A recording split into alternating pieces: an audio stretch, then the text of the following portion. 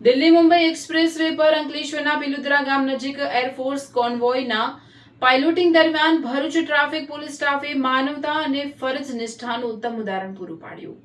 Bharuch traffic પોલીસના head constable Rajeshbhai તથા driver ASI Kanubhai air force કોન્વોયના પાયલોટિંગની ફરજ પર હતા. તે દરમિયાન અંકલેશ્વરના પિલુદ્રા ગામ નજીક એક હાઈવા ટ્રકનું ટાયર અચાનક ફાટી જતા ટ્રક પલટી મારી ગઈ હતી. અકસ્માતમાં ટ્રક ડ્રાઈવર ઇજાગ્રસ્ત થયો હતો. ઘટનાની જાણ થતાં જ ટ્રાફિક પોલીસના સ્ટાફે સમય ગુમાવ્યા વિના અકસ્માત સ્થળે પહોંચી ગોલ્ડન 5 મિનિટ દરમિયાન ઇજાગ્રસ્ત ડ્રાઈવરને વાહનમાંથી સુરક્ષિત બહાર કાઢ્યો હતો. ત્યારબાદ તેને જરૂરી પ્રાથમિક સારવાર આપી તાત્કાલિક એમ્બ્યુલન્સ મારફતે વધુ સારવાર માટે હોસ્પિટલ ખસેડવામાં આવ્યો હતો.